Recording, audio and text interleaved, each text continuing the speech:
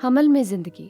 آج جب لوگوں کو سکھایا جاتا ہے کہ پیدائش سے پیشتر بچے جاندار نہیں ہوتے، ہمیں اپنی پوری کوشش کرنی چاہیے کہ اس فریب کو بائبل کی سچائی سے بے نقاب کریں۔ میں جاسمن ہوں۔ در حقیقت یہ اصول دو بہت ہی اہم واقعات سے لیا گیا ہے، اور وہ یہ ہیں۔ پہلا، الشبہ، جو یوحنا بپتسمہ دینے والے کی ماں تھی۔ وہ بچہ جننے کی عمر سے گزر چکی تھی، مگر خدا کی قدرت سے وہ حاملہ ہوئی، جو کہ ایک فطری حمل تھا۔ دوسرا، مریم، جو روح القدس کی قدرت سے حاملہ ہوئی، اور یہ مرد سے تعلق کے بغیر تھا، جو کہ ایک مافوق الفطرت حمل تھا۔ میرے خیال سے یہ رحم میں موجود زندگی کی علامت کی ایک زبردست مثال ہے جو ہم پڑھنے والوں کے لیے ہے۔ جیسا کہ ہم جانتے ہیں کہ زندگی کی ابتدا ماں کے رحم سے ہوتی ہے۔ مریم حاملہ ہوئی اور فرشتہ کے دکھائی دینے کے 6 مہینہ بعد وہ الشبہ سے ملنے گئی، اور یہ کافی طویل سفر تھا۔ یہ یروشلم کے بیرونی رہائشی ضلع سے تقریباً 5 دن کی مسافت پر تھا، جہاں پر زکریہ اور الشبہ رہتے تھے، اور یہیں پر یوحنا بپتسمہ دینے والے کی پیدائش ہوئی، اور وہ اتنا طویل سفر کر کے ناصرت سے گئی، اور یہ وہ جگہ ہے جہاں الشبہ رہتی تھی، اور یہ تقریباً 60 سے 70 میل کے فاصلے پر ہوگا۔ حاملہ ہونے کے باوجود مریم نے 5 دن کا سفر کیا۔ اس سفر کے دوران خدا نے واقعی اسے سنبھالا ہوگا، شاید گدھے پر سواری بھی کی ہو، جو کہ بعد میں بہت ہی انوکھے انداز میں یسوع مسیح کی پیدائش تک لے جائے گا۔ بنیادی طور پر دیکھا جائے تو جب مریم کہانی کے منظر پر آتی ہے تو وہ ناصرت میں دکھائی دیتی ہے۔ ہم اس بارے میں پہلے سے جانتے ہیں، پر میں اسے معجزاتی رابطہ کہتی ہوں۔ میں اس کا حوالہ لوکا رسول کی انجیل اس کے پہلے باب 41 آیت میں سے کروں گی۔ جو ہی الشبہ نے مریم کا سلام سنا تو ایسا ہوا کہ بچہ اس کے رحم میں اچھل پڑا۔ اب لفظ بچہ یونانی متن میں ایک ایسا لفظ تھا جو حمل کے وقت کی زندگی سے، بچے کے پیدائش کے دوران اور بعد کے کچھ سالوں میں بھی استعمال کیا جاتا ہے۔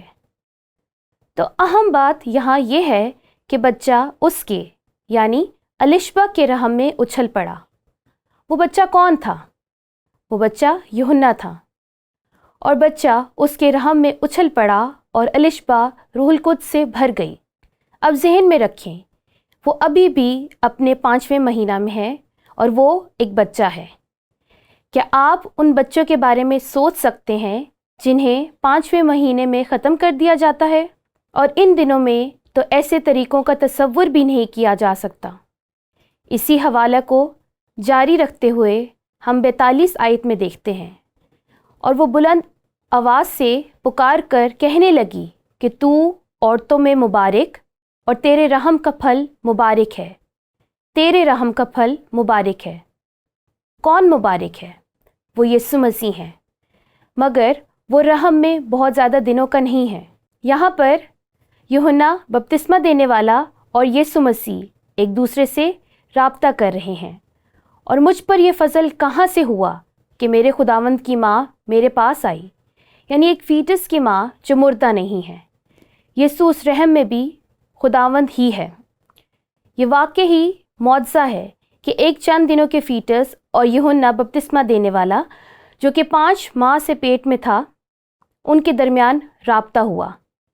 دوبارہ اسی حوالے کی 42 اور 43 آیت کو دیکھتے ہیں، اور مجھ پر یہ فضل کہاں سے ہوا کہ میرے خداوند کی ماں میرے پاس آئی، کیونکہ دیکھ، جو ہی تیرے سلام کی آواز میرے کان میں پہنچی، بچہ مارے خوشی کے میرے رحم میں اچھل پڑا۔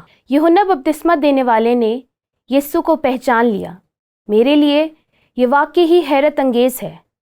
اب آپ کو سمجھانے کے لیے لفظ بچہ کیسے استعمال ہوا ہے، میں آپ کو لوکا 2 باب اس کی 15 آیت میں سے ایک اور مثال دیتی ہوں، اور یہ یسوع مسیح کی پیدائش کے بعد ہوا۔